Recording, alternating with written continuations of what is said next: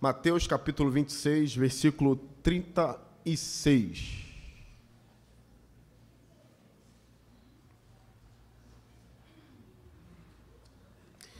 Vamos ler o texto? Diz assim: Então Jesus foi com seus discípulos para um lugar chamado Getsemane. E lhes disse: Sentem-se aqui enquanto vou ali orar. Levando consigo Pedro e os 2 filhos de Zebedeu, começou a entristecer-se e a angustiar-se. Disse-lhe então: A minha alma está profundamente triste, numa tristeza mortal. Fiquem aqui comigo e vigiem. Indo um pouco mais adiante, prostrou-se com o rosto em terra e orou: Meu Pai, se for possível, afasta de mim este cálice. Contudo, não seja como eu quero, mas sim como tu queres. Depois voltou aos seus discípulos e os encontrou dormindo. Vocês não puderam vigiar comigo nem por 1 hora? Perguntou ele a Pedro. Vigiem e orem, para que não caiam em tentação. O espírito está pronto, mas a carne é fraca. E retirou-se outra vez para orar. Meu Pai, se não for possível afastar de mim este cálice sem que eu beba, faça-se a sua vontade. Quando voltou, de novo os encontrou dormindo, porque seus olhos estavam pesados. Então os deixou novamente e orou pela 3ª vez, dizendo as mesmas palavras. Depois voltou aos discípulos e lhes disse: Vocês ainda dormem e descansam? Chegou a hora. Eis que o Filho do Homem está sendo entregue nas mãos de pecadores. Levantem-se e vamos. Aí vem aquele que me trai. Curve sua cabeça mais uma vez, vamos orar.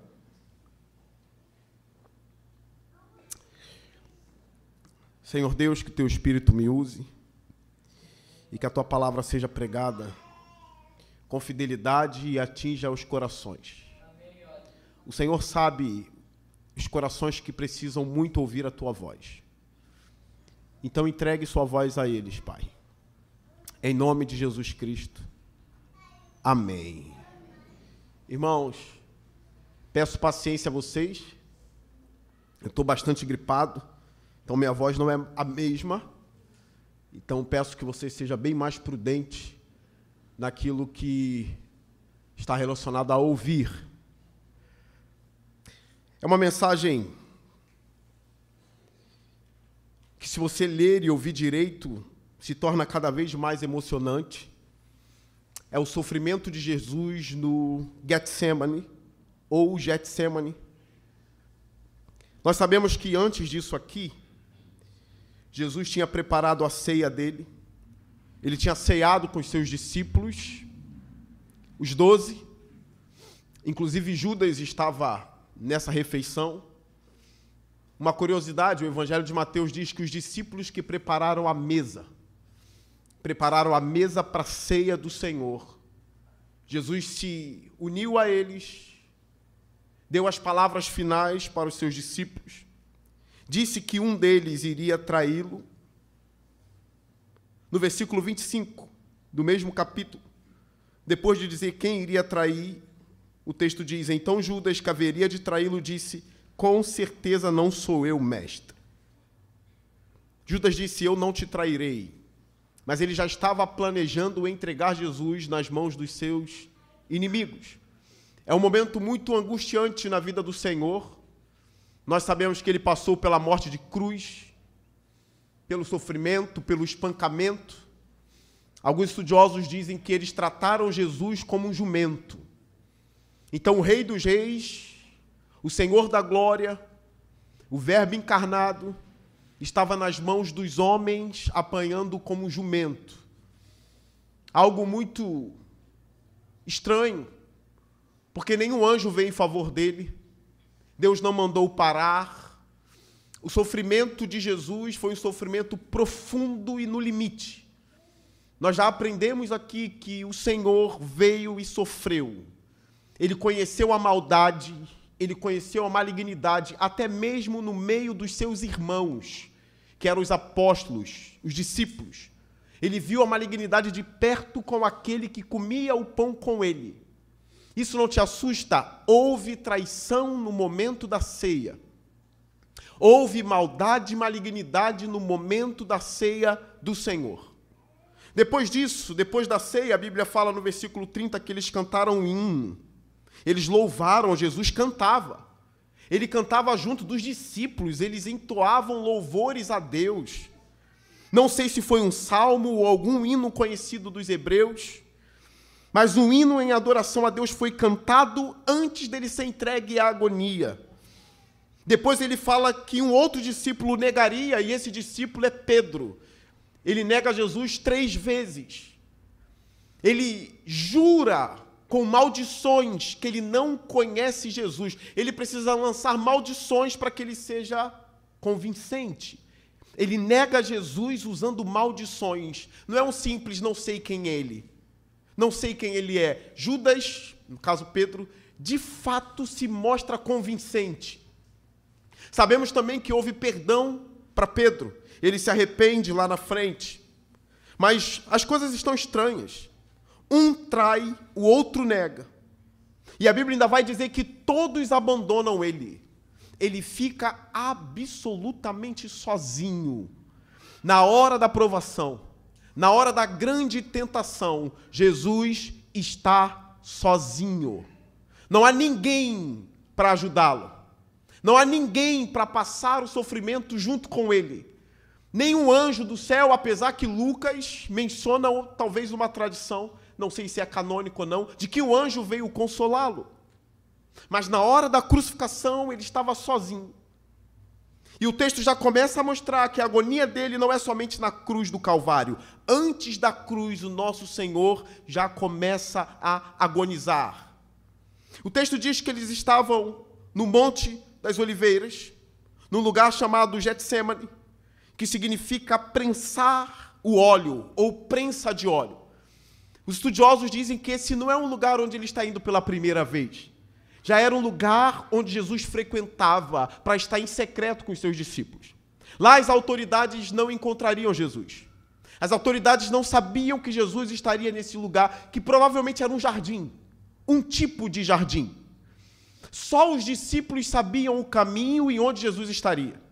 Não é à toa que é Judas que conduz a multidão com pau e pedra, com os soldados e com os sacerdotes, os fariseus, para prender Jesus. Judas era discípulo. Ele sabia onde Jesus estaria e ele guia os perseguidores de Jesus até o Getsêmani, para ali prender o nosso Senhor. Mas curioso, o lugar significa prensa de óleo. E é justamente esse lugar onde Jesus escolhe para orar. Vocês já viram, por exemplo, como se fazia suco de uva ou vinho? As pessoas esmagando a uva e o suco ia saindo. É a mesma coisa com a oliva, ela era espremida. Eles prensavam ela, prensavam até tirar dela o óleo. É isso que está acontecendo com Jesus. Ele será esmagado. Ele já começa a ser esmagado aqui. Nós sabemos que o Pai também vai esmagá-lo na cruz. Deus esmagando Deus. Não me peça para explicar como isso funciona, porque está muito além do meu conhecimento.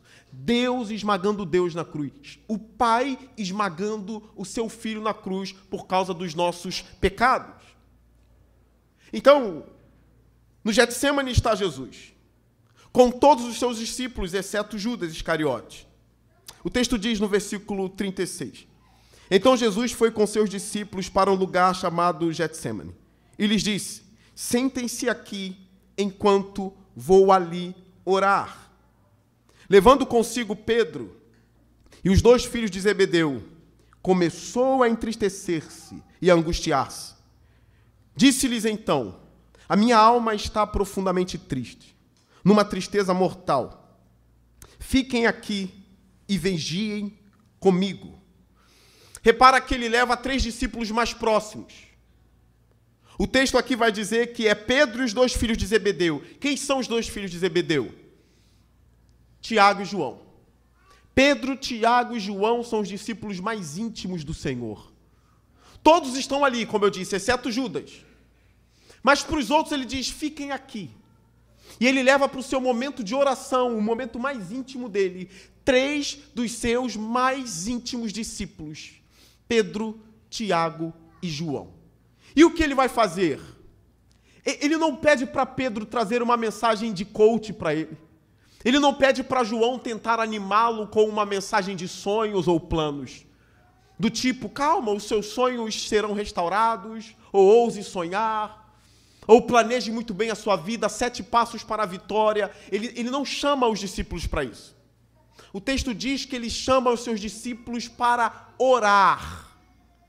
Nas nossas vidas nem sempre são 7 passos para aquilo ou 7 passos para isso. Tem momentos, e a gente aprende no texto, que é só com oração. Mais nada. Apenas um lugar secreto e a oração. Eu aprendi que no momento da oração, no momento em que os nossos joelhos estão dobrados, nada é impossível. Então ele chama esses homens para orar com ele, para buscar o Pai com ele, para falar com Deus, para desabafar com Deus, e ele traz esses homens com ele. Ele está ali agora e ele confessa algo para eles. Nós vemos, por exemplo, nas histórias gregas, ou nas mitologias, ou até em alguns tipos de filosofias gregas, que dizem assim, quando você estiver sofrendo, não demonstre, a vida é assim. Sorria, mesmo se você não está com vontade, seja forte em tudo, não demonstre fraqueza.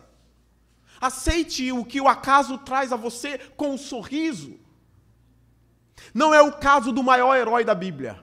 O maior herói da Bíblia é Jesus Cristo.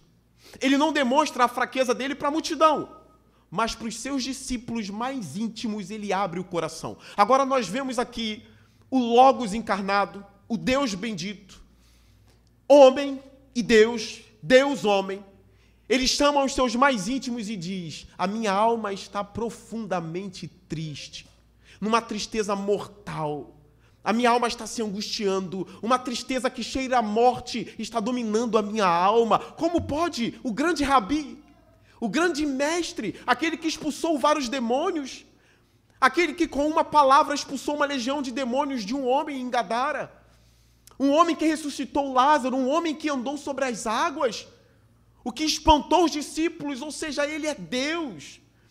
Tem algo além nos olhos desse homem. Agora, o bendito Deus, homem, que fez grandes milagres, agora confessa, a minha alma está lutando e passando por uma tristeza mortal.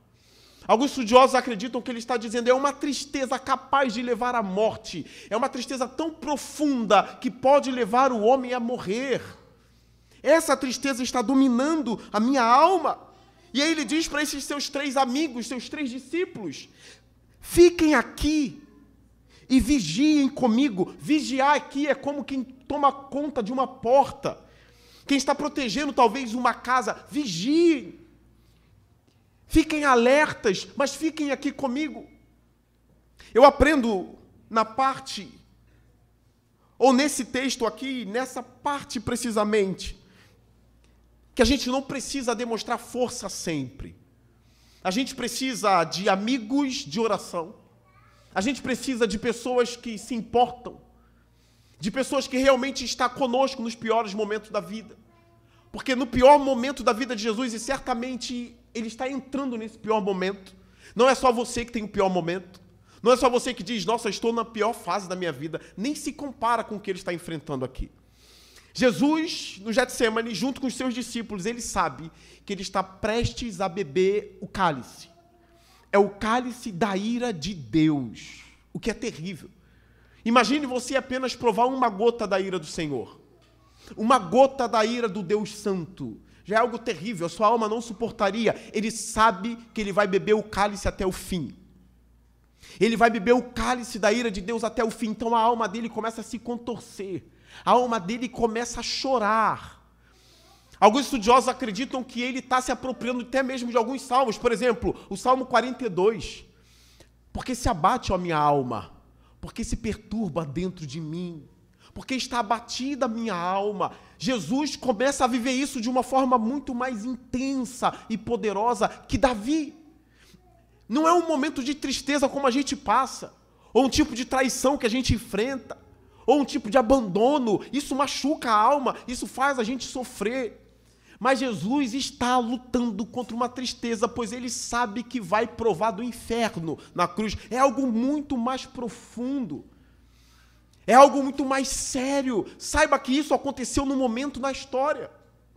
Esse texto não é um mito. Compara esse texto com os mitos que existem por aí, não tem nada que ver com os mitos. É um texto onde mostra ele antes preparando a ceia com seus discípulos, comendo, falando, cantando hino, traidores, acontecendo num lugar em Israel, acontecendo no Monte das Oliveiras que existe. Você vai a Israel, está lá o Monte das Oliveiras, tem lugar, tem as pessoas, citam os nomes, vai citar o nome de Pilatos, isso não é um mito, é uma realidade. O Getsêmani aconteceu. Ele estava de fato nesse jardim, sofrendo e gemendo. Se Jesus mostrou sua fraqueza para os seus discípulos, quem é você para não mostrar as suas? Fale, desabafe, põe para fora, mas que seja para a pessoa certa, ou para as pessoas certas. Imagine, Bartolomeu, os outros, não ouviram essa confissão de Jesus. Quem ouviu foi Pedro, Tiago e João. O mestre entristecido. E uma pergunta que eu faço: e quem tem o Espírito do Senhor, o Espírito Santo, se entristece?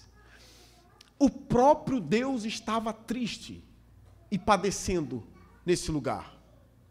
O próprio Deus agora está no momento em que ele vai enfrentar trevas obscuras. Você pode contar com o seu Senhor nos piores momentos da sua vida. Você pode contar com ele, pois ele sabe o que é ter a alma gemendo.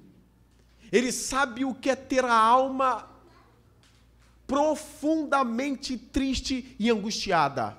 Agarre nas mãos do Senhor, pois ele sabe exatamente o que é sofrer, e ele tem misericórdia de você justamente porque ele sabe.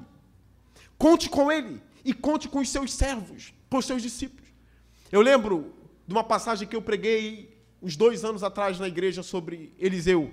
Eu preguei os maiores momentos da vida de Eliseu. E tem um momento em que ele encontra uma mulher. E a Bíblia fala que essa mulher convida Eliseu, o homem de Deus, para estar em sua casa, fazer uma refeição. Eliseu faz uma refeição, só que algo profundo começa a acontecer entre eles. A mulher começa a ver que Eliseu é de fato um homem de Deus. Ela começa a ter prazer na presença daquele homem ali. E ela diz para o marido dela: vamos fazer um quartinho para o profeta. Vamos botar lá em cima um quartinho para ele. E o texto dá detalhes. Vamos colocar uma mesinha. Vamos colocar uma caminha para ele aqui. Vamos colocar uma lamparina para ele. E a Bíblia fala que depois que ela fez essa bondade para o profeta, de tempo em tempo o profeta visitava aquela mulher. De tempo em tempo ele estava na casa dela. Ele viu a bondade daquela mulher e ele chegou para Geazi e disse: o que eu posso fazer de bom para essa mulher? O que eu posso dar a ela que ela ainda não tem? Aí Geazi reparou: olha, ela não tem filho. Eliseu chama a mulher e diz: mulher, nessa mesma data, do ano que vem, mais ou menos isso, você dará à luz um filho. Ela diz: não, meu senhor, não estou te pedindo nada. Não iluda a tua serva, eu não estou te pedindo nada. Eu não falei dos meus sonhos para você. Eu não falei dos meus planos. Eu não estou te pedindo nada. Não iludas a tua serva. Ele diz: não, você terá um filho. Chegando na data em que o profeta disse, ela teve o filho. Mas aconteceu um problema. O menino cresceu um pouquinho. O pai estava trabalhando no campo e o menino gritou: ai, minha cabeça. Ai, minha cabeça. O pai mandou levar o menino para a mãe. A Bíblia fala que a mãe pegou o menino no colo. E ela ficou com o menino o dia ali, só que o menino morreu na frente da mãe.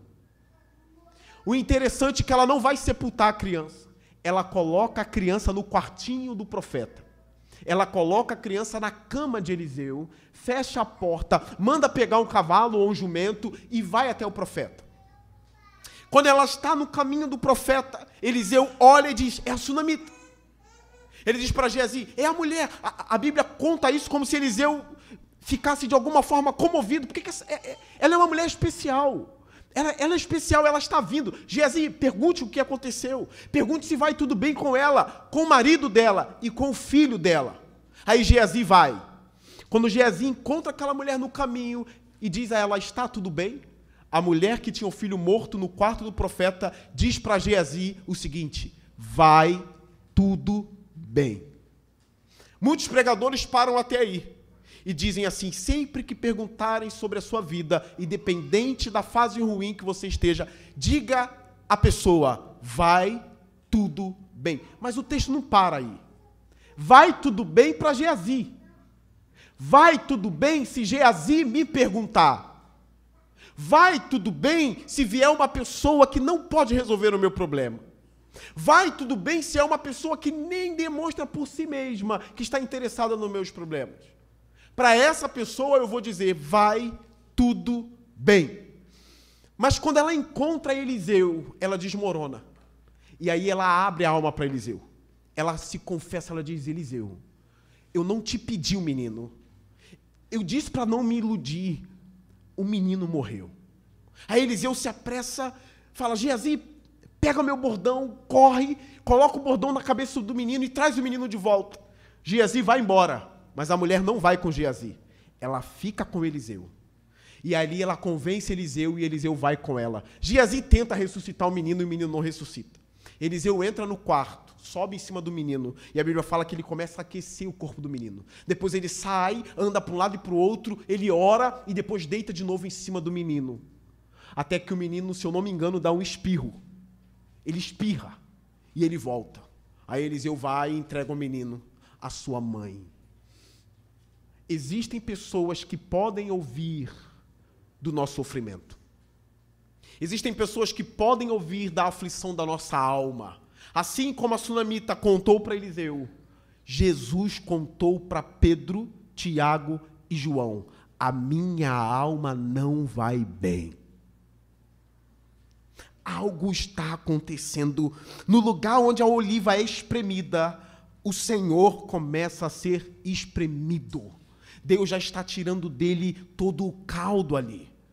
Aquele Senhor que pregava, que tinha autoridade, agora ele está murchando no Getsemane. Jesus começa a murchar no Getsemane. Alguns estudiosos, indo para o texto de Lucas, abrem os nossos olhos para um detalhe, porque o texto não menciona o diabo aqui, já repararam? Quando a gente lê sobre a tentação de Jesus no deserto, em Lucas, capítulo 4, depois que ele vence o diabo no deserto, Lucas traz uma outra informação. No final da tentação, quando ele vence a última tentação, que ele diz, vai-te, Satanás, Lucas traz uma observação que é importante, diz assim, e o diabo deixou até a hora oportuna. Ele não deixou para sempre. Ele vai voltar. E alguns estudiosos dizem, aqui o diabo volta. Ele volta no Getsemane. Ele deixa Jesus no deserto, mas ele espera uma hora oportuna para pegá-lo de novo em sua fraqueza, ou no momento em que ele estivesse bem fraco. Lucas fala disso, e Lucas é o evangelista que diz o seguinte, que o diabo entrou em Judas Iscariote. Então o diabo já estava ali. O diabo já estava na ceia, o diabo estava muito perto do Senhor. E aqui ele começa a ser espremido, tentado, provado.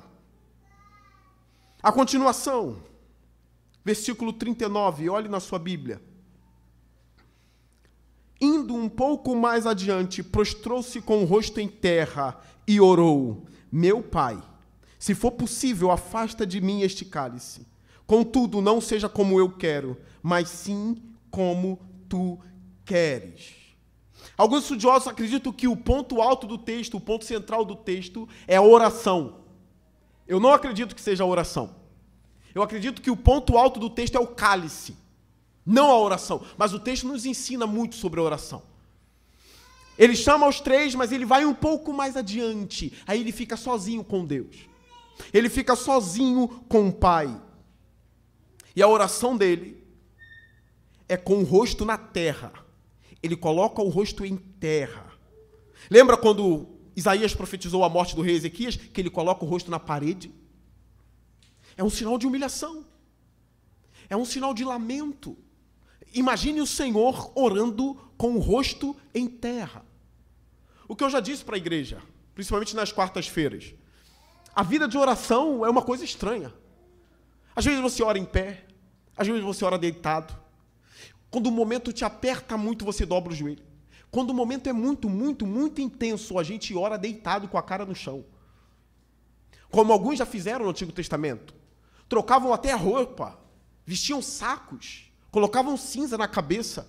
Agora o Senhor está enfrentando esse tipo de momento e ele está com a cara ou com o rosto em terra.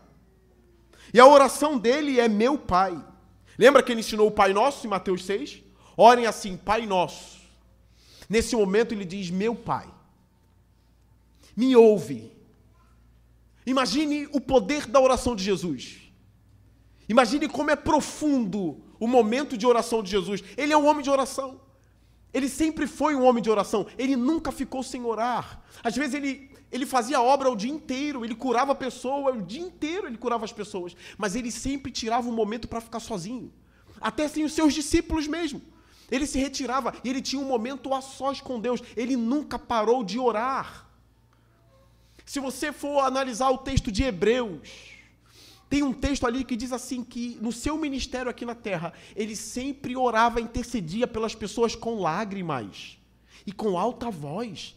Ele chorava intercedendo, ele chorava orando, ele era intenso na vida de oração dele. Mesmo ele tendo essa vida de oração, o sofrimento virá sobre ele. Aquilo que está profetizado sobre ele virá. Mas isso não impede Jesus Cristo de orar. Meu Pai, se possível. Lembra que eu disse para vocês que tudo é possível na oração? Que se tem um ambiente onde tudo é possível na sua vida. Pastor, eu quero mudar algo. Eu quero me livrar de algo. Eu quero conquistar algo que parece impossível. Na oração, tudo é possível. A sua vida pode ser endireitada na oração. A vida do seu marido pode ser endireitada na oração. Os seus filhos podem se converterem através das suas orações. Alguns mestres das orações, ou da oração, têm dito o seguinte, que tem orações que são ouvidas depois de anos que você já orou. E que bem-aventurados são os filhos dos crentes que oram. Porque mesmo depois de 10, 20, 30 anos, a oração do pai e da mãe, feita há 20 anos atrás, é ouvida e o homem, que era o menino na época em que a mãe orava, é abençoado e restaurado pela oração de 20 anos atrás da mãe. Porque eles dizem que a oração nunca sai do livro de Deus. A oração nunca sai dos registros de Deus. Os clamores dos homens e mulheres de oração, dos pais de oração, das mães de oração, nunca saem do registro do livro de Deus. Seja pela igreja, seja pelo pastor, seja pelo filho, seja pela sua vida, seja pelo marido, seja pelo que for, há poder quando você está orando. Tem poder envolvido nesse momento de oração. Quando nós lemos os textos de oração, os livros sobre oração, dá vontade de orar. Na quarta-feira eu falei de um filme que eu vi com a Andressa, e o filme é bom. Acaba o filme, dá vontade de orar, porque o filme é sobre oração. Mas, mesmo passando pelo pior momento, Jesus não para de orar. Porque eu sei que alguns desistem com a pressão. A pressão não está aí para você desistir de orar. Enquanto houver pressão, haverá oração. Grava isso. Aí eu vou abandonar a oração porque eu já fiz de tudo. Eu já orei, eu já jejuei, eu fui no culto. A pressão não para, pastor. Estou abandonando a vida de oração. Você é louco. Enquanto houver pressão, haverá oração. Porque até no momento em que Jesus está pendurado na cruz do Calvário, ele brada: Pai, a ti entrego o meu espírito. É a última oração dele. E aí ele vai. Mesmo no momento mais tenso, mais desafiador, ele ora: passa de mim esse cálice. Mas será possível aqui? É possível Deus passar esse cálice? Alguns estudiosos dizem assim, esse cálice, eu vou falar algo que eu não concordo, mas é algo poderoso, anima. O que seria esse cálice? E por que Jesus, que é corajoso, está pedindo para passar esse cálice? E alguns interpretam da seguinte maneira, esse cálice é o inferno que ele beberá eternamente. Ou ele estava achando que seria assim. E por isso ele diz, se possível, passe esse cálice. Porque na mentalidade de Jesus, segundo esses estudiosos, ele está dizendo, Senhor, eu não quero beber do inferno por toda a eternidade, Senhor. Não me dê esse cálice. Não me deixe provar do inferno sem parar por toda a eternidade. Isso é pesado demais. Me livra desse cálice eterno. Nessa interpretação, o que é surpreendente é a continuação da oração. Porque se esses estudiosos estiverem certos de que Jesus achava que seria assim, beber o inferno para todo sempre, torna Jesus ainda mais corajoso e não covarde. Porque o final da oração é, contudo, seja feita a tua vontade, não a minha. Ora, se Jesus estava considerando que o cálice seria o inferno eterno, que ele beberia por toda a eternidade, mesmo assim ele ousa dizer, se é assim que o Senhor quer, eis-me aqui. Se o Senhor quer que eu prove do inferno por toda a eternidade, seja feita a tua vontade e não a minha. Torna ele um homem justo e corajoso. Mas não é essa a ideia do texto. Jesus, enquanto estiver na cruz do Calvário, ele beberá todo o cálice da ira de Deus, não por toda a eternidade, mas é o cálice total da ira do Senhor sendo derramada num ser eterno também. É Deus que está na cruz. E mesmo sendo isso, já é algo profundo e terrível. Como diz os grandes estudiosos, Jesus enfrentou o inferno na cruz. Eles ainda dão outro passo. O inferno subiu à cruz do Calvário. E por que isso? Ele passou pelo inferno na cruz, para que eu e você não passássemos por toda a eternidade. Ele bebe o cálice do Senhor, toda a gota daquele cálice, para que eu não bebesse, para que você não bebesse. Essa é a mensagem da Páscoa. Jesus, na cruz do Calvário, ele aplaca a ira divina. Deus está irado com a humanidade. Deus está irado com uma ira santa. Os homens se tornaram maus, eles caíram.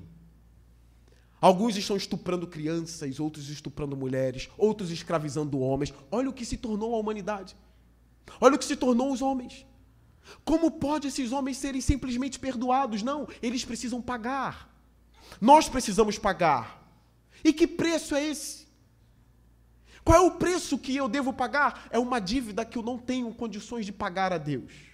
A maldade do meu coração é uma maldade enorme e eu não consigo pagar por ela.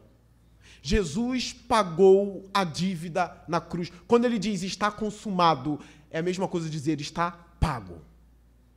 Por isso que a gente pede, venha Jesus. Receba Jesus como Salvador da sua vida. A palavra Salvador é que ele está te salvando da ira de Deus, que é santo. Um Deus santo vai punir o pecado. Ele vai punir o pecador e não tem como escapar disso. A morte pega a gente muito rápido. A morte tem chegado às pessoas todos os dias. E aquelas pessoas que dizem assim, hoje não, esperarei mais um pouquinho, e a morte pega ele naquele dia. Tum! Ele tomba. E a alma se vai. E para onde vai? Onde estará essa alma depois da morte? A morte é certa, irmãos. Ela não dará a última palavra em nossas vidas, mas ela é certa. Jesus pagou pelos seus pecados. Estenda as suas mãos a Ele e morra em paz quando tiver que morrer. Porque você vai morrer com essa mentalidade, não devo nada a Deus. Olha isso. Não, pastor, todos nós devemos. Você deve. Eu não devo mais nada. Mas por quê? Porque Cristo pagou tudo na cruz do Calvário por mim. Pelos meus pecados passados e pelos meus pecados futuros. Está tudo pago na cruz do Calvário. Não ache que vou morrer sem Cristo e vou me dar bem. Você estará debaixo da ira de Deus. esteja debaixo das asas do Senhor Jesus Cristo. Aqui é o ponto alto do texto, é o cálice que ele vai beber. Versículo 40. Depois voltou aos seus discípulos e os encontrou dormindo. Vocês não puderam vigiar comigo nem por 1 hora? Perguntou ele a Pedro. Essa partezinha do texto me comoveu. Nem tudo que me comove, às vezes, comove vocês. Eu já pude perceber isso esses anos pregando na igreja. A gente prepara a pregação e a gente é ministrado pela pregação, ou pelo texto, na verdade. A gente é ministrado antes. A gente ouve Deus falar antes. E às vezes um detalhezinho no texto move-me, mas não move vocês. E outro detalhe do texto move vocês e não me move. É estranho essas coisas. Tem tanta coisa para mover nesse texto, mas o que me chamou a atenção é quando Jesus olha para os seus amigos, discípulos, que ele chamou para estar com ele, e que ele abriu a alma, e que ele abriu o coração. Ele encontra esses discípulos dormindo e diz assim: vocês não puderam vigiar comigo nem por 1 hora. E aí eu me vi nesse texto, e eu digo, meu Deus, às vezes nem por 1 hora, às vezes nem por 20 minutos, às vezes nem por 25 minutos, como a carne é fraca. Será que se eu fosse um dos 3, eu estaria ali pelejando em oração? Nem por 1 hora.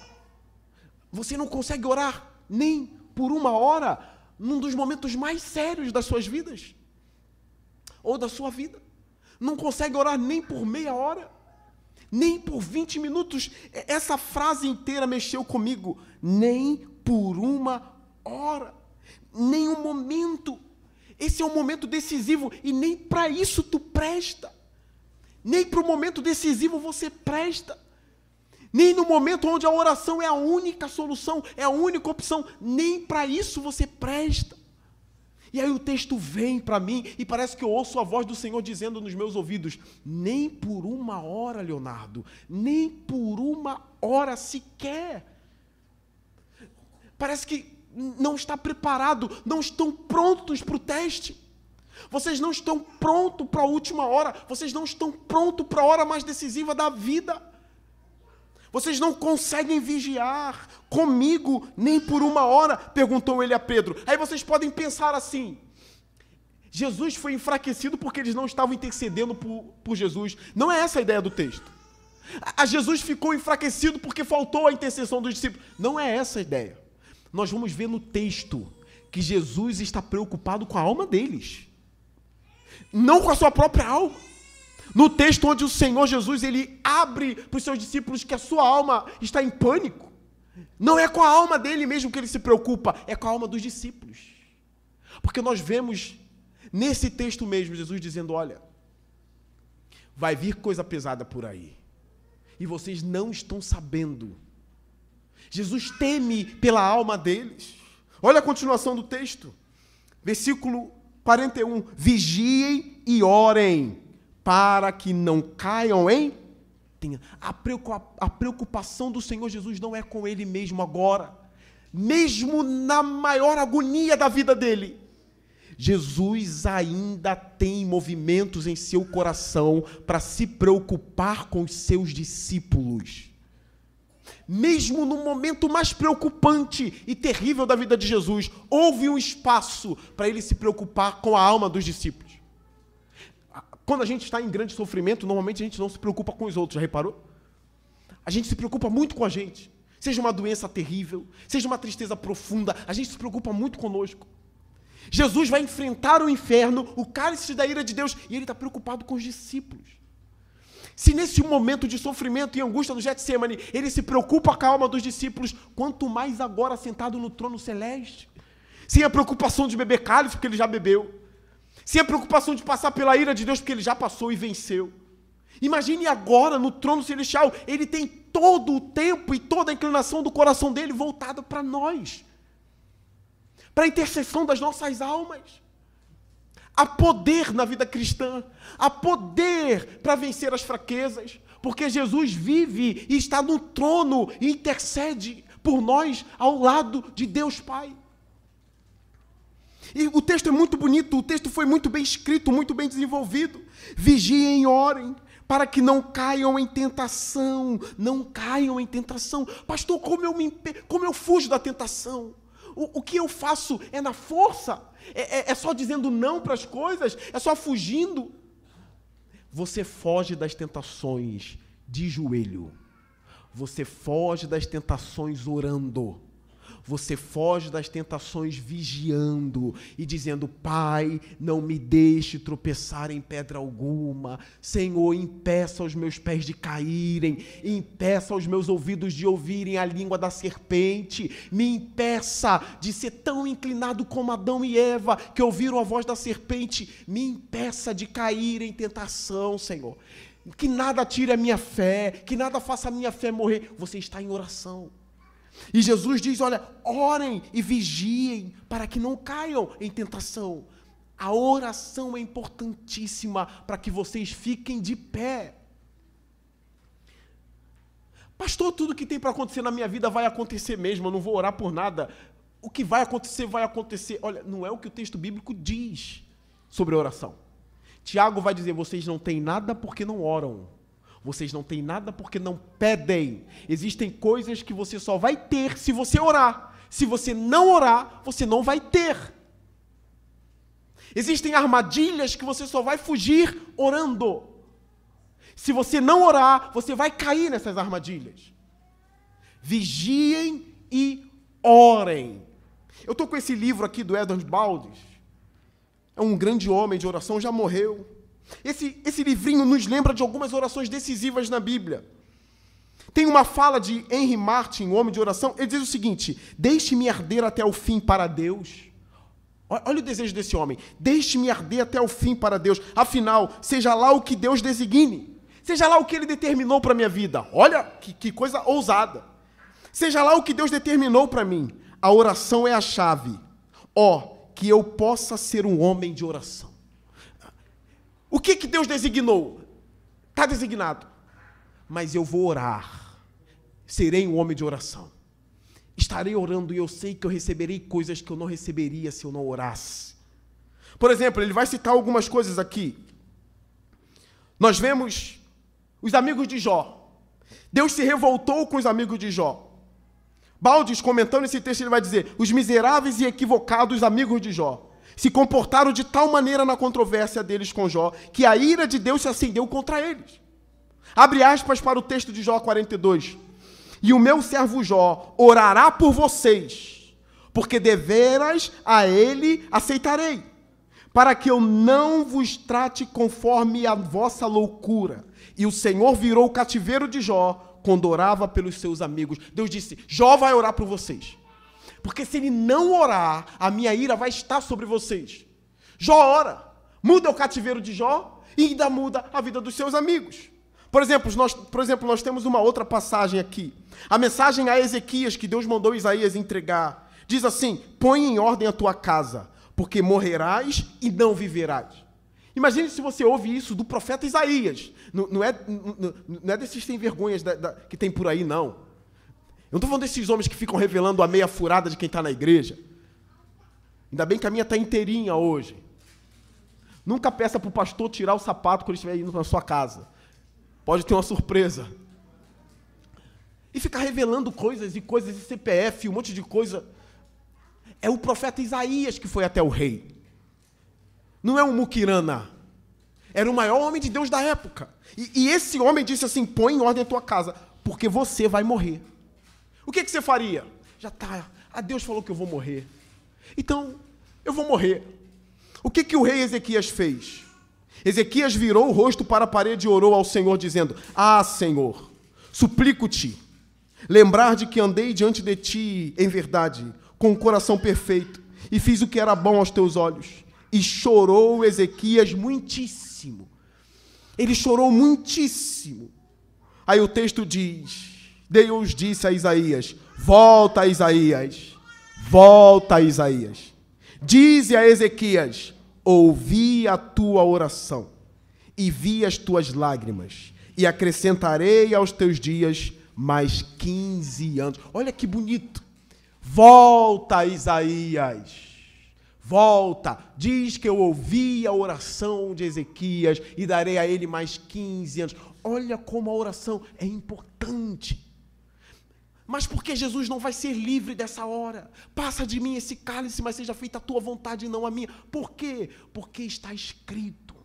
A única maneira dos nossos pecados serem perdoados é Jesus não desistindo.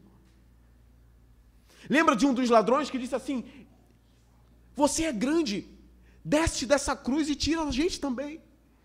Graças a Deus, Jesus não desceu da cruz. Ele ficou até o fim. Porque sem a cruz não haveria salvação. Sem o aplacamento da ira divina, se ele não bebesse o cálice da ira divina, nós estaríamos perdidos para sempre. Foi necessário aquilo ali.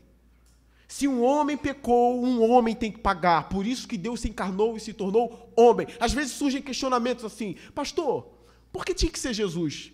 Por que não podia ser um anjo? Por que não podia ser, por exemplo, Gabriel, encarnar e morrer por nós? Por que tinha que ser o Filho de Deus, o Verbo? Irmãos, vamos à lógica. Primeiro, minha opinião. Eu amo Gabriel. Os irmãos da igreja sabem aqui, eu já ensinei. Os anjos são nossos amigos, tá? Eles atuam em nosso favor. Já ensinei para a igreja. Pastor, a gente não é católico. Católico tem anjo da guarda. Eu não tenho um só não. Se tiver que vir 1000, vem 1000. Entende? Eles trabalham. Pode ter anjo aqui hoje, nessa noite. Não estou vendo nenhum, mas pode ter anjo aqui nessa noite. Mas eu amo Gabriel. Eu amo o anjo Gabriel. Ele é magnífico. Mas não vou adorá-lo. Ele é magnífico em beleza. E ele está sempre diante de Deus. Não sei se Gabriel está ouvindo. Mas Gabriel não tem amor suficiente para aguentar aquela cruz por mim, não. Tem que ser Deus. Eu lembro do texto de Jeremias: com amor eterno eu te amei, e com bondade eu te atraí. Com amor eterno eu te amei. Gabriel não tem amor suficiente para aguentar o Getsemane e aguentar a cruz e beber o cálice da ira de Deus em nosso lugar. Tinha que ser alguém que ama de forma eterna. Tinha que ser alguém que ama e ama até o fim. Como diz o evangelista, ele nos amou e amou até o fim. Não pode ser Gabriel, não pode ser Miguel, nem serafins, nem tinha que ser o Filho de Deus, porque o Filho de Deus é o próprio coração de Deus pendurado na cruz, e o coração de Deus não desiste de amar. É por isso que ele não iria desistir da cruz. É por isso que ele termina a oração dizendo: seja feita a tua vontade. A tua vontade. Ele é homem, ele sente como homem, ele sentiu a tristeza, ele sentiu o pavor, mas ele é Deus também. Ele não vai parar, ele vai até o fim. É por isso que tinha que ser o Filho de Deus e não Gabriel. Gabriel, coitado, não ia aguentar aquilo. Não tinha condições. E aí ele diz: o Espírito está pronto e a carne está fraca. Não é o Espírito Santo aqui, tá? O Espírito Santo está pronto e a carne é fraca. Não. O texto está querendo dizer o seguinte: a vontade de fazer existe em Pedro, Tiago e João. Os desejos nobres estão ali em Pedro. Ele tem um desejo nobre, mas a carne é fraca. O cansaço está batendo, a carne não está aguentando e eles dormem. J. Carson diz sobre essa passagem: o zelo espiritual, com frequência, é acompanhado de fraqueza carnal. Perigo amplamente vivenciado por cristãos. Eles têm o zelo, nós cristãos temos o zelo, temos a vontade de orar, sim ou não, de fazer o bem, mas às vezes a gente está cansado, não tem força. É isso que Jesus está dizendo: o Espírito está pronto, vocês têm boa vontade, vocês queriam, mas estão cansados. Lucas acrescenta que eles estavam muito tristes também, e eles não aguentaram, eles dormiram de tristeza. Versículo 42: e retirou-se outra vez para orar: meu Pai, se não for possível afastar de mim este cálice, sem que eu beba, faça-se a tua vontade. É um tapa também na face de Adão. Lembra que Adão e Eva estavam no jardim do Éden? Eles tinham tudo. Irmãos, o jardim do Éden era uma maravilha. Eles tinham tudo. E eles ouviram a serpente. Jesus está no Getsemane, escondido com os seus discípulos no momento de sofrimento. E ele vai dizer: seja feita a tua vontade, não a minha. Enquanto Eva quis a vontade dela, enquanto Adão quis a vontade dele. Eles queriam ser como Deus, tendo conhecimento do bem e do mal. Aqui Jesus, no jardim do Getsemane, ele diz, seja feita a tua vontade e não a minha. Ele já demonstrou isso na tentação no deserto. Nem só de pão viverá o homem, mas sim de toda a palavra que sai da boca de Deus. Ele é diferente. E ele é o nosso exemplo, irmãos. Às vezes, quando a gente fala de santidade, você quer se parecer, sei lá, com um monge católico, longe de todo mundo, trancado num castelo. Santidade é se parecer cada vez mais com Cristo. Aí você se torna mais santo, vai se parecendo mais com Ele. Se Ele orava, eu oro. Se Ele amava a palavra, eu amo. Se o que importa para Ele é a opinião de Deus e não a opinião do diabo, é assim, vai ser na minha vida. Se o que dirigia a vida dele era a palavra, é o que vai dirigir a minha também. Não importa o que o meu coração diz, o que importa é o que a palavra diz. E a gente vai ficando mais santo, porque vai se parecendo cada vez mais com Ele. Seja feita a tua vontade e não a minha. Versículo 43, e caminhando para o final. Quando voltou de novo, os encontrou dormindo, porque os seus olhos estavam pesados. Quem já dormiu no culto aqui? Deixa eu procurar aqui quem está dormindo. Às vezes a carne é fraca. Eu já falei para alguns, pastor, eu trabalhei de madrugada, não sei se eu vou no culto. Eu falei, vai e dorme lá. Pastor, como é que tu fala isso pro cara? Vai e dorme, mas vai. Vai que Deus fala com ele, né? E ele não dorme. É sempre bom estar nos melhores lugares do mundo, né? Mesmo cansado. Às vezes a pessoa está dormindo não é porque é displicente, é porque a carne é fraca. Ele quer estar acordado, mas ele não consegue, ele não aguenta. Eu tenho a facilidade para aguentar. Eu não durmo em pregação. Duvido, eu pago 10 mil reais. Se algum membro tiver um vídeo meu dormindo na pregação. Daqui para trás, daqui para frente eu não respondo. Eu duvido que vocês me encontrem dormindo em alguns dos sermões dos pregadores da igreja. Eu não durmo. Eu fico 40 minutos, para mim não é nada, 1 hora, eu aguento tranquilo. Eu sou resistente ao sono. Muito resistente. É claro, fica um dia sem dormir, 2 dias, aí fica mais estressado, já fica maluco. Mas eu suporto. Mas venha. Qual é a sua vontade? O meu desejo é estar no culto, pastor. O meu desejo era estar no jardim com Jesus. O meu desejo era estar com Ele. Era ouvir as demandas da alma dEle. Eu queria estar acordado, mas eu não consegui. A tristeza em mim era tão forte e profunda que eu dormi e o meu Senhor estava orando nas agonias do Getsemane. Mas eu dormi, pastor. Ao invés de Jesus vir com uma lapada na cabeça, Ele diz, o espírito de vocês está pronto, mas a carne é fraca. Ele sabe disso. A carne está fraca. Os seus olhos estão pesados. Versículo 44, então os deixou novamente e orou pela 3ª vez, dizendo as mesmas palavras. Tem gente que fala assim, pastor, eu não repito oração. Aprende com Jesus. A oração se repete. Na mesma hora, ele repetiu a mesma oração 3 vezes com a mesma palavra, ou com as mesmas palavras. Ele volta, ele é incansável. Irmãos, Jesus é incansável. Os estudiosos dizem que isso aqui é mais de 11 horas da noite, tá? Provavelmente meia-noite, num jardim. Ele é incansável, ele vai lá, fala com os discípulos, e a Bíblia fala, e ele voltou para orar, ele voltou a orar. Ah, se eu fosse incansável assim também, se você fosse. É necessário orar por uma causa incansável, e ora, e ora. Eu não vou contar o nome da pessoa, mas teve um membro da igreja que ficou doente, e os parentes disseram assim, talvez ele não suporte. Eu falei, não é possível, ele estava bem, agora ele está mal. E agora o parente vai dizer que ele talvez não suporte uma pneumonia. Não é a Alessandra, não. A Alessandra está ali. Graças a Deus está bem. Foi em outros tempos. Talvez não suporte, ele está muito forte a pneumonia. Veio algo em mim, eu falei, eu vou lutar por ele em oração na madrugada. E eu lutei. E eu briguei com Deus no bom sentido. Falei, Senhor, essa pessoa é importante, não faz isso, ela é necessária, a igreja vai sofrer, ela é necessária. Eu fiquei brigando com Deus em oração. No outro dia, alguém que poderia morrer, veio o telefone, pastor, o médico deu alta. Falei, não é possível. Não é mágica. Isso não funciona com todos, não. Já enterrei alguns, infelizmente, tá? Eu sei que isso pode ser engraçado, mas estão com o Senhor, né? Não funciona sempre. Mas a oração tem efeito. O que a Bíblia fala? A oração do justo pode muitos seus efeitos. Jesus, ele é incansável, ele vai e volta, ele vai e volta, ele vai e volta, ele não para de orar. Aprenda a orar com o Senhor. Se você é crente, já desistiu de ter uma vida de oração, volte hoje. O diabo continua rodando a igreja. Ele está ao derredor, procurando a quem ele possa pegar. Quem ele vai pegar? Talvez ele não destrua a sua fé, mas ele vai te amassar. Então ora, resista a ele na fé. Volte a orar hoje. Imite o Senhor Jesus Cristo. Versículo 45, depois voltou aos seus discípulos e lhes disse, vocês ainda dormem e descansam? Chegou a hora.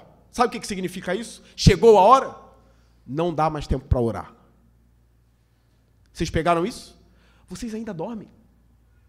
Não dá mais tempo de dizer, não, agora é a última vez. Vai a quarta vez. Vai para o cantinho a quarta vez, que agora eu fico. Ele falou, vocês ainda descansam? Chegou a hora, agora acabou. Mas eu vou buscar. Não dá mais. Agora acabou. Aí você olhando para o seu mestre que você tanto ama. Entra na cena. Imagine você olhando nos olhos de Jesus. E ele dizendo assim, chegou a hora. Agora acabou. Eis que o Filho do Homem está sendo entregue nas mãos dos pecadores. Você choraria ou não? Eu não orei. Acabou. O problema agora é a alma de vocês. A minha... Jesus vai até o fim, ele vai bancar. E os discípulos vão fugir. Todos eles vão fugir. Todos eles vão abandonar. Você choraria ou não? Mais uma chance, Senhor. Acabou. Agora o Senhor de vocês está sendo entregue nas mãos de homens pecadores.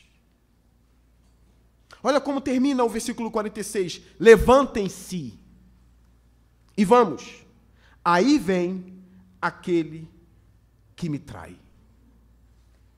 Esse estudioso que eu citei agora há pouco, ele comenta essa partezinha dizendo o seguinte, os dorminhocos, por quem morreria, perderam a oportunidade de conseguir força por meio da oração. Em contrapartida, Jesus orou em agonia, mas agora, levante-se.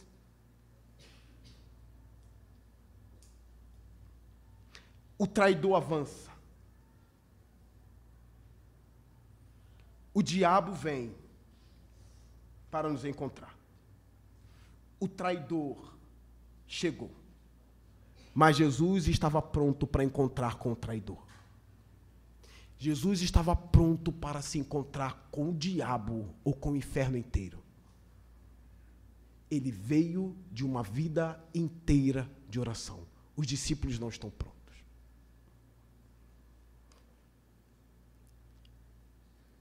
Eu quero que vocês reflitam hoje. O sermão da Páscoa está acabando aqui. Os discípulos abandonam Jesus, mas ele não abandona os discípulos. Pedro abandona Jesus, mas Jesus não abandona Pedro. Ele está na cruz do Calvário morrendo. Ele entrega o Espírito ao Senhor. E nós sabemos que no terceiro dia, quando as mulheres chegam no sepulcro, sempre as mulheres, elas chegam no sepulcro, a pedra não está mais lá. A pedra está fora do lugar. Elas entram e encontram um manto dobrado, o sepulcro em ordem. Jesus consegue colocar a sepultura em ordem. E ele não está mais lá. Aí tem 2 anjos. Por que procuram ele entre os mortos? Ele ressuscitou e não está mais aqui. Depois ele encontra a mulher, uma achou que ele era o jardineiro. Depois ele encontra os discípulos, depois ele tem um papo cara a cara com Pedro. Ele restaura Pedro. E os seus discípulos veem Jesus depois de dias e dias e dias e dias. Ele apareceu para mais de 500 discípulos. Ele é levado aos céus, ele é assunto aos céus. E os discípulos veem Jesus subindo. E depois ele desaparece. E os anjos dizem, olha, agora é hora de voltar a olhar para a vida. Tem missão para cumprir. Eles ficam, aguardam o Espírito Santo no dia de Pentecostes. A Bíblia fala que naquele dia eles foram revestidos de poder do alto. E então começaram o anúncio do Evangelho. A mensagem da Páscoa. A mensagem da paz. Eles ganharam o mundo inteiro. A mensagem correu pela Europa, correu pela Ásia, chegou à América do Sul, chegou na África. A mensagem do Evangelho se espalhou, está indo para cada cantinho do mundo, para cada tribo, para cada língua. Agora o que falta se cumprir? E aqui eu termino a mensagem. O nosso Senhor prometeu algo. Ele vai voltar para buscar a sua igreja. Então reinaremos para sempre com Ele, sem a morte. Porque Ele matou a morte na cruz do Calvário. A vida engoliu a morte na cruz. Para que a morte não me colocasse mais medo. A minha esperança é a vida eterna que Jesus me prometeu. Não estou aqui brincando de ser crente, tenho meus defeitos, tenho as minhas falhas, e o Senhor sabe. Alguns irmãos também sabem. Vocês também são como eu. Alguns têm medo, outros não têm tanto medo assim. Mas nós caminhamos com uma promessa. Ele virá. E nós veremos o nosso Senhor face a face. E aí eu nunca mais vou fazer enterro na minha vida. Nunca mais verei um nenenzinho no caixão pequeno morto. Nunca mais enterrarei pessoas que eu amo. Essa ordem vai passar. A gente ainda morre temporariamente. São os últimos estrondos da guerra. Os últimos. A guerra foi vencida, a gente só está escutando barulhos de bombas. Mas a guerra já foi vencida. Jesus ganhou a batalha. E nós nos encontraremos com Ele. Vocês têm o sangue no umbral da porta. Só para aqueles que receberam o Cordeiro de Deus. Aqueles que não receberam o Cordeiro de Deus vão esperar para ver se essa tal ira de fato existe. E eu digo como eu preguei sobre o rico Lázaro. Manda Lázaro descer e pregar para os meus irmãos e dizer que é verdade. Não. Ele não pode descer. Os seus irmãos e sua família têm Moisés e os profetas. Tem os pregadores, tem as igrejas, tem os pastores, que escutem eles. Porque se eles não ouvem os pregadores e os profetas, eles não vão crer nem que o morto se levante. O dia da salvação é hoje. Entrega a sua vida para Jesus hoje. A mensagem da Páscoa, Ele morreu para que a gente pudesse encontrar vida. Ele aplacou a ira de Deus, nos deu vida eterna, nos tornamos agora filhos do Deus vivos, herdeiros da glória, ou co-herdeiros com Cristo. Encontraremos com Ele e reinaremos para sempre, de fato, reconhecendo um ao outro, reconhecendo o Senhor, abraçando um ao outro, morando, tendo casas, tem muitas moradas. A eternidade não é no céu, é na terra. A terra será restaurada. E aí eu termino o sermão dizendo uma coisa que eu falei para minha esposa, eu falei, eu não sei como vai ser, mas nos novos céus e na nova terra eu quero ter um tigre e um leão, eles não vão me atacar mesmo. Ela falou, e eu, tu não vai querer não? Eu falei, eu creio que nós seremos irmãos, eu creio que não haverá casamentos, eu creio que na eternidade seremos como os anjos, não se casa, não se deu casamento. Eu falei, mas tu pode ser minha vizinha. A mensagem do Evangelho não é uma mensagem lunática, ela faz sentido. A morte tem nos destruído desde sempre.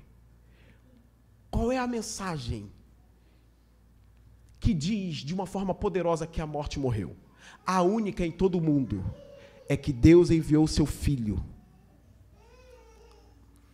para morrer, para que houvesse salvação, para destruir a morte. Ele era a própria vida, porque a gente quer viver, a gente não quer morrer. E a vida abundante está em Cristo. Receba o Evangelho e viva para sempre. Curve sua cabeça. Obrigado por esse culto, Senhor. Seja bendito, seja honrado e glorificado nessa igreja. Nós cremos na mensagem. Nós cremos no Evangelho. Nós amamos e esperamos o Senhor Jesus Cristo de todo o nosso coração. Somos falhos e imperfeitos. A carne tem sido fraca. O espírito está bem, querendo coisas boas, Senhor. Nos dê poder para conseguir melhorar e avançar, para ser mais santo, para confiar mais, para ter mais fé, para amar mais a sua vinda, para amar mais a sua igreja. Nos dê poder para isso, Pai. Nos dê mais poder do Teu Espírito para pregar a palavra. Só é possível fazer missão e pregar a palavra com revestimento do Espírito. Então revista a sua igreja com ousadia. Que a gente venha orar mais a partir de hoje. Que a gente tenha uma vida de oração melhor a partir de hoje.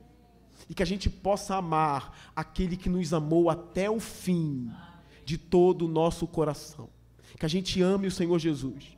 Que a gente ame a Ti, ó Pai, de todo o coração. Ouve essa oração. Dê a PIB do parque um amor grande por Ti.